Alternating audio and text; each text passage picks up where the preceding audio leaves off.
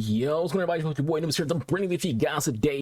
Welcome to my channel, Sport Fans. So we get ready to talk about the Detroit Pistons. Finally bringing something different to the channel other than talk about Aaron Rodgers and football. This is a sports channel. I'm supposed to talk about my favorite teams, but mostly going to make videos when it comes to Rodgers. Sorry for my little sister in the background. She's having the time of her life. But the Pistons season just ended, and I want to talk about where we go from here. What does the Pistons do from this point on, what the future looks like, how we're looking right now, and things of that nature. So the first thing I want to talk about is Dwayne Casey. Dwayne Casey announced that he's stepping back from being the head coach of the team and taking a front office role, which I think is a pretty good thing. I think some Pistons fans are going to kind of snark at it, but I think consistency is a very, very good thing. I think cohesion is a good thing, and you don't want to have a revolving door to where people who are new to the team, like this year's rookies and last year's rookies as well, don't have that same culture around them. I think it's a good thing to have Casey stay with the team so he can make sure that things are still going well. He still has an input. He can still be inside those rookies and sophomores' ears, letting them know, what they can work on and things like that. The next thing after that is who replaces Casey as head coach. So you want a head coach who can work with Casey, someone who has their own identity, has their own personality, and is a good coach themselves, but will also allow that culture that Casey has built to still kind of stay while also adding to it. I just checked my microphone. Now some people will say, well, the culture that Casey had is a losing culture. The Pistons weren't very good. True, but I think mostly when you look at the Pistons and their rookie players or sophomore players, you see a lot of potential in this team. So you just need that coach who can get that out of them, as well as you gotta remember that some teams tank. So you could say the Pistons have probably lost some games that they shouldn't have lost because they're trying to get a higher seeding, so you can get these draft picks to build the team that they want to build, as well as make other players like Bojan Bogdanovic look better or Alec Burks look better, so they can be better trade targets. So who do we bring in as that coach? Obviously, people are going to think about a lot of the classic Piston coaches, not coaches but players like Chauncey Billups and Jerry Stackhouse. You already see people saying bring in Chauncey, bring in Stackhouse. But if the goal is to end the rebuild for the Pistons and move the team into being a competitor or playoff team, then you need to not have these coaches who are going to be like a first-year head coach or inexperienced and things like that. You don't want to have a player head coach for a team who is trying to get out of the rebuild and trying to get back into being a playoff contender. So you want to go someone who has experience, like a Mark Jackson, like a Ime Udoka, who was my pick. I think Ime Udoka should be the next head coach of the Detroit Pistons. I think he's a great head coach who definitely had a lot of things going for him when it comes to the Boston Celtics, and I think there's a lot of respect for him that the players will look into. They will see a coach who has some kind of establishment, who comes from a winning culture, who comes from a tree, a coaching tree that can bleed success. And it tells that, and when it comes to front office hiring Udoka, it tells the team that they're ready to move on and become an actual playoff contender. The key word there is contender. I'm not saying they're going to be contending for the championship, but playoff contenders, getting that 8th seed or 7th seed or even 6th seed, they're just trying to get into the playoffs more so than anything else, because once you get there, that's building that winning culture. Look at the Detroit Lions. I'm not a Lions fan, I'm a Packers fan, but as one who's from Detroit, I'm very, very aware of the Detroit Lions. We look at the Lions. Campbell has built a winning culture there, even though they didn't go to playoffs. That team feels very confident in itself because of Dan Campbell. The fans feel very confident in the team because of Dan Campbell. This is the first time in my lifetime that it seems like Lions fans are actually looking forward to a season. Me growing up as a Packers fan, I'm always excited because the Packers basically always been good my entire life. Regardless of their shortcomings, they've been good my entire life. When it comes to Lions fans, they don't have that excitement. So Lions fans are actually excited going to the next season. So for Pistons fans, you want that excitement. You get that excitement by having a coach who you feel like you can believe in.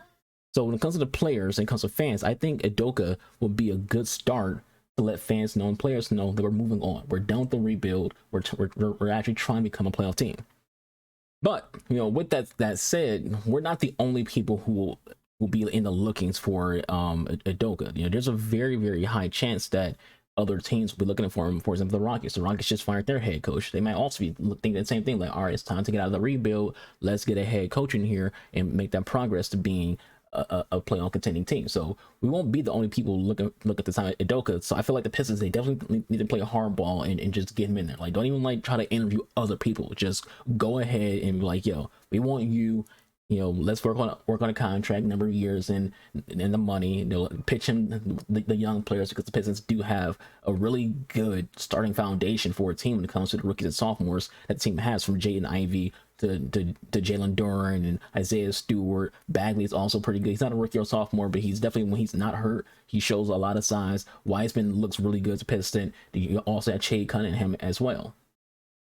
And to just look at some of the things that's been said around as rumors, according to Wojnarowski from ESPN, he's saying that people like Chris Quinn from the Raptors and Austin Griffin from Raptors as well are also on the Pistons radar. And he also said that Chris Lee from the Bucks is on the radar.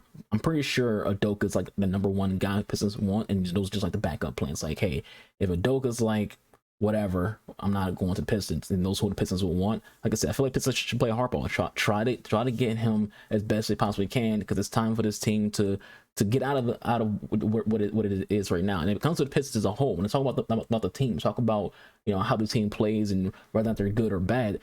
When you watch the Pistons play, they look like a team who has potential. Like I said, the roster looks good. They look competitive in a lot of the games against top tier teams, but they have a habit of choking. They have a habit of not having defense, which is weird for the Pistons, because for his historical reasons, like just pointed out, as a Pistons fan, we've always been known for defense. Pistons basketball has always been known for defensive basketball, and always been known for a team who doesn't have the all-star players in terms of like whoever the superstars of the league are, but we somehow still compete and win championships regardless of the fact that we don't have those all-stars. Think back to the Bad Boy Pistons. The Bad Boy Pistons weren't like a bunch of mega stars. It wasn't the Showtime Lakers. It wasn't the Bulls or the Larry Bird-led Celtics.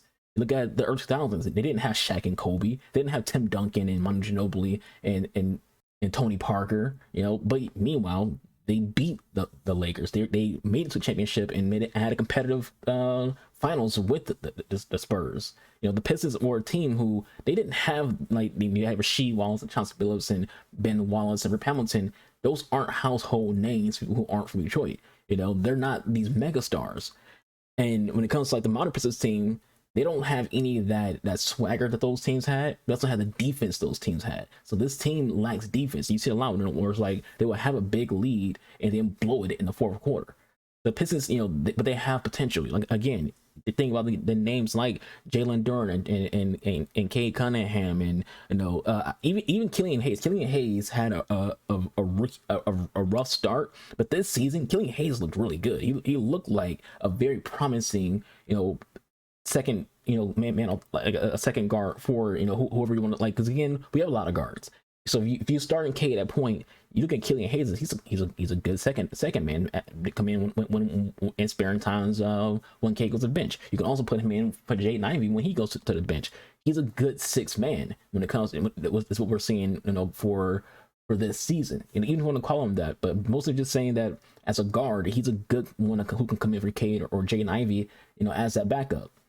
Like, I feel like the Pistons right now actually have a big man problem, because the Pistons are expected to like try to go for another forward or center, but it's like, do they really need one? Because again, when Bagley's healthy, he's really good. Isaiah Stewart, he commits a lot of, I won't say commit a lot of fouls, but he's not what we wanted him to be. We kind of viewed Isaiah Stewart as being like that next Ben Wallace, and he gets things done, but he's not like there yet. But again, he's a sophomore. It's a sophomore year, and Jalen Duren was massive this season. Like, he looks like starting caliber for the team. So do we really need anyone to come in to replace these guys? James Wiseman, people rolled off when the trade happened. It was like, oh, he's a bad player. His defense is pretty sus, and et cetera, et cetera, et cetera. But he's been really good for Pistons. So like, do we really need more forwards and more centers when what we do have on the team right now are really good? Then it goes back to what I said before about trade bait. You talk about Bojan Bogdanovic. You talk about Alec Burks. You talk about potential of Corey Joseph, who had some good games, but that makes him trade bait. You think about Alec Burks, who can hit some threes. That makes him trade bait. Hamidou Diallo, he might just get cut outright if he's still under contract, or he might get traded. So like, the core of the team. Think about what's the core of the Pistons? Jalen Duren, Jaden Ivey. You definitely want to say Wiseman now is part of that core. Isaiah Stewart is part of the core, And if you don't want to consider him trade bait, you can also say Bagley is part of that core. So that's 6 core players who you can have for Udoka, and that looks on paper. This is on paper.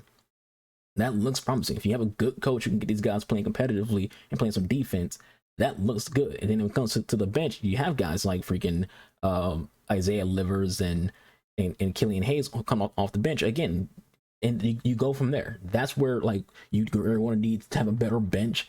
But again, like the Pistons, my point right now is they have potential. There's a lot of to look at and be like, damn, this could be a good team, but something's missing. What's missing from this team to get them over the hump? What's missing from this team to get them playing good defense? What's missing from this team to keep them competitive in the final quarters of the game?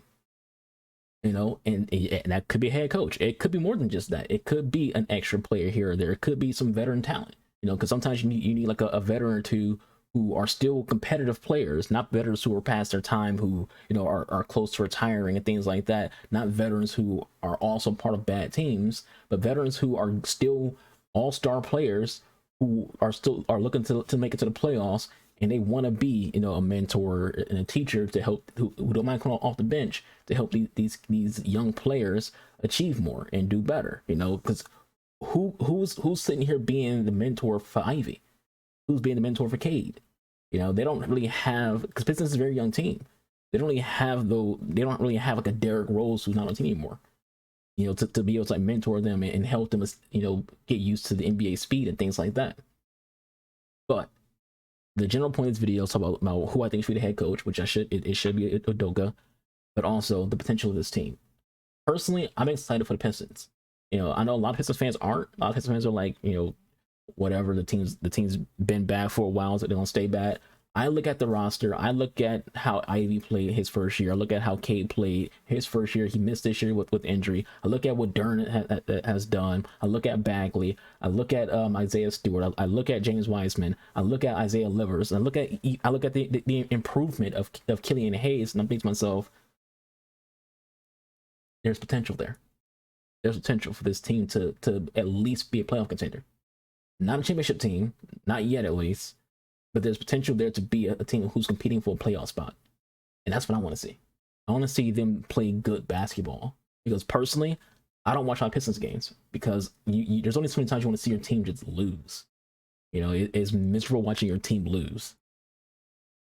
And I want to be able to like watch these games and just be like, that's what I'm talking about right there. Looking at Ivy and looking at all these players, like, I'm excited. I haven't been excited for Pistons for a while. The last time I was excited for Pistons, they were still kind of contenders. Andre Drummond was still kind of, on the team and in his prime. It was Blake Griffin had just gotten to the team. The team looked competitive, but now that kind of like lacked. And so I'm just sitting and waiting for that chance to finally be a Pistons fan who has something to look forward to. And right now, on paper, I look forward to the future of these young players.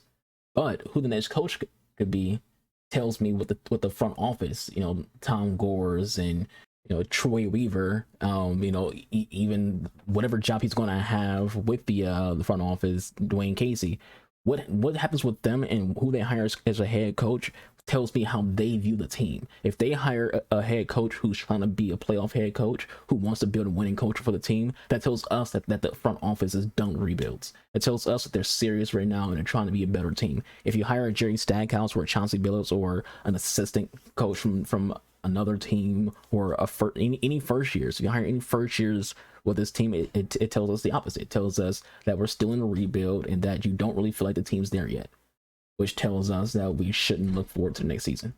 So we'll see where they go from there. But with all that said, this video, thank you for watching. Hope you all enjoyed. Leave any thoughts you have in the comments below. Do all things on them likes, like the video, comment, and subscribe. Being your boy Nubis. I have links in the description box below to my other channels via Linktree, as well as have a separate link to my Twitch stream. Watch play video games live on Twitch. I'm out of here. Y'all stay safe. Become to another. Deuces.